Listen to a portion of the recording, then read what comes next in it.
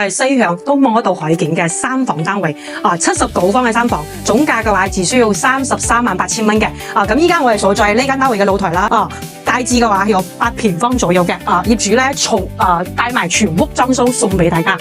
咁其實房屋呢邊嘅一個開間嘅話都有3.2米左右啦，係3梯8伙嘅。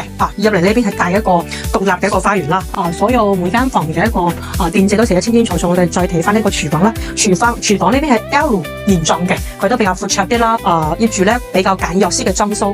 第3間房嚟講嘅話，佢一樣係望得到一啲海景嘅，呢個園林花園係做得相當啲唔錯嘅。隔離呢邊嘅高爾夫球車啦，咁業主出入嘅話，佢除咗散步之外，都可以揸高爾夫球車。洗手間呢邊佢做一個乾濕分離一個形式啦，同埋嘅話，其實窗戶望出去嘅話係去到沿海北嘅呢個小區。咁其實我哋睇得到小區下面呢邊嘅一個商業啦，商業做得非常之成熟。咁主臥室呢邊咁佢擺咗1.5米左右嘅牆。咁其實主臥室嚟講，在沿海呢邊咧，佢係一般嘅一個窗戶咧，都係佢呈一個弧形嘅一個設計。咁其實第2個房間呢邊，佢入嚟業主呢邊未擺一排衣櫃。咁其實一般左邊呢邊係擺一排衣櫃，然之後呢邊擺1.5米嘅牆，啱啱好嘅位置。同埋睇翻嘅一個景觀，都係頭先在洗手間嘅景觀一樣嘅。我哋到海景嘅位置唔係話非常之近。當然嚟講，朝西向嘅房屋裏邊嘅一個採光通風好靚，主要望得到日落嘅一個view啦。啱頭先同大家介紹嘅啦，京橋巴士、深圳路同埋嘅蓮塘只需要1個鐘。包括嘅話，穿梭巴士啦，都係在62座行出去1-2分鐘。佢嘅生活設施係非常之成熟嘅，同埋小區嘅綠化做得相當啲 OK 嘅。咁附近嘅市場嘅話，亞博嘅中心市場啦，同埋萬田超市啦，同埋海鮮市場啦，都係在下面行路5到10分鐘左右啦。揸車係1-2分鐘、2-3分鐘可以到達嘅。呢邊嘅食肆係整個十里銀灘最中心嘅一個區域啦。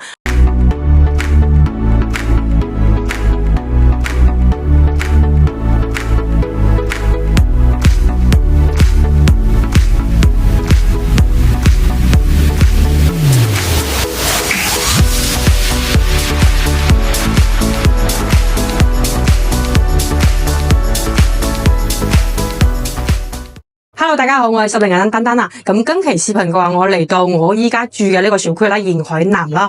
呢間單位嘅話，佢係望海嘅，朝西向啦。咁依家係下晝5:07分，我哋都睇得到呢個太陽好曬啊！佢係西向都望得到海景嘅3房單位。79方嘅3房，總價嘅話只需要338000蚊嘅。咁依家我哋所在呢間單位嘅露台啦，其實呢個露台都係好闊綽嘅，我哋擺一個燭台啦。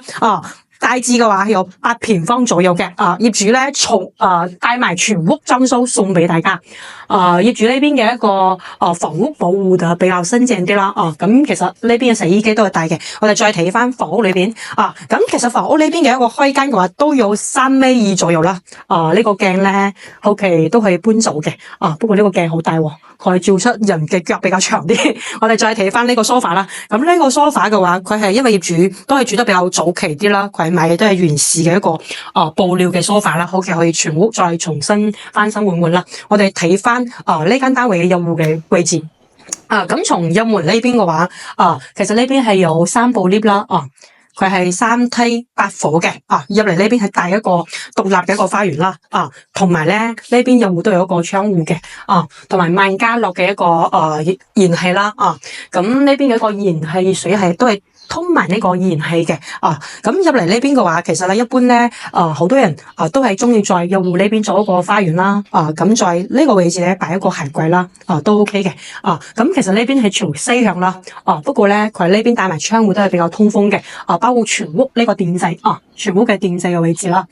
所有每間房嘅一個電掣都寫得清清楚楚。我哋再睇翻呢個廚房啦。廚房呢邊係 L 形狀嘅，佢都比較闊綽啲啦。包括呢邊都係擺一個雙開門嘅一個雪櫃啦。同埋通埋燃氣嘅。因為可能業主長期會過嚟呢邊住啦，咁其實咧呢邊需要重新會執梳一下。帶埋呢邊嘅一個儲物櫃啦。其實嘅一個儲物空間都係足夠嘅。同埋一個單先盤嘅位置帶埋窗戶啦。咁廚房呢邊都會比較通風啲啦。係啊。咁其實在呢個空位嘅話，可以擺一個洗碗機啦。同埋嘅微波爐都 OK 嘅。咁一般在呢邊嘅位置，佢係擺一個電視櫃啦。同埋入嚟嘅呢個位置擺一個餐台嘅位置啦。業主咧比較簡約式嘅裝修。咁後期嚟講，其實呢個窗簾包括個露台呢邊嘅洗衣機可以用，其他嘅話可能需要重新會裝修一下啦。我哋睇翻呢個三房，79方嘅三房咧，佢嘅主臥室同埋第二間房會大啲。呢邊咧係第三間房，第三間房嚟講嘅話，佢如果係擺一個1.2米嘅床，其實咧右戶呢個位置係足夠空間。如果擺1.5米嘅話，咁咧佢入嚟可以有一啲壁感啦。咁一般在呢個位置咧，佢擺一個桌台。我哋睇翻呢個 view 啦。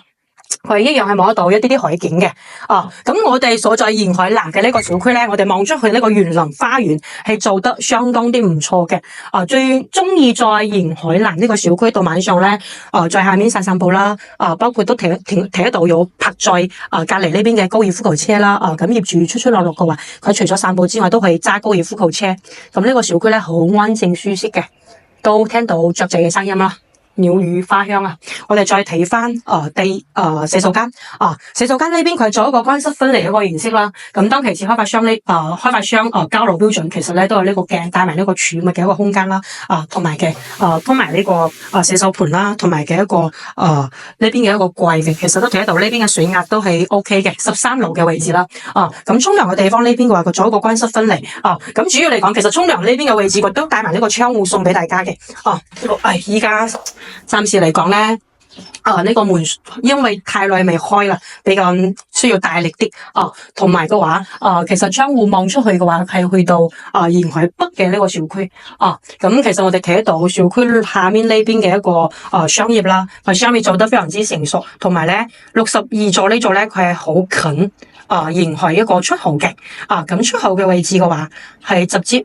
都係京橋巴士嗰個站點位置啦，同埋穿梭巴士嘅位置啦，對面都係沿海裏邊非常之成熟嘅商業街啦，咁睇得到呢邊非常之通風涼爽，佢打開窗戶係好對路嘅，同埋咧沖涼嘅地方佢非常之方正，其實一個人呢邊嘅一個操作空間係足夠嘅。我哋再睇翻嘅再睇翻主臥室啦，咁主臥室呢邊入嚟呢邊一般業主都係擺一個衣櫃啦，同埋咧業主佢做嘅呢個裝修比較似一個老人家咁佢擺咗1.5米左右嘅床，其實1.8米嘅床都係足夠。再睇翻呢個園林嘅一個景觀啦，同埋個海景啦，咁其實主臥室嚟講，在沿海呢邊咧，佢係一般嘅一個窗戶咧，都係佢係呈一個弧形嘅一個設計。咁呢個好處係乜嘢咧？係相當於到上晝，如果你起身打開窗簾啦，包括在呢個位置擺一個梳妝台嘅位置啦，都可以有呢個足夠嘅一個採光啦，同埋通風啦。一般任何一個戶型設計三房嘅話，佢呢個窗戶係做得比較大啲嘅。我哋再睇翻嘅第二個房間，咁其實第二個房間呢邊，佢入嚟業主呢邊未擺一排衣櫃，咁其實一般左邊呢邊係擺一排衣櫃，然之後呢邊擺1.5米嘅牆，啱啱好嘅位置，同埋睇翻嘅一個景觀，都係頭先在洗手間嘅景觀一樣嘅，都係沿海北嘅一個景觀啦，沿海北區嘅樓下嘅商業啦，同埋嘅沿海南嘅一個出口。我哋再睇翻呢間單位嘅一個整體情況，咁其實朝西向嘅一個好處係乜嘢咧？在海邊啦，咁有冇啲觀眾朋友會覺得會唔會潮濕啊？不過其實咧，我哋到海景嘅位置唔係話非常之近，佢呢邊嘅一個海景嚟講，佢沙灘就需要去到第5期啦，同埋第1期啦，都有一定嘅距離，比如話係揸車大致3分鐘左右去到嘅5期啦，咁揸車6分鐘左右去到1期嘅一個沙灘啦。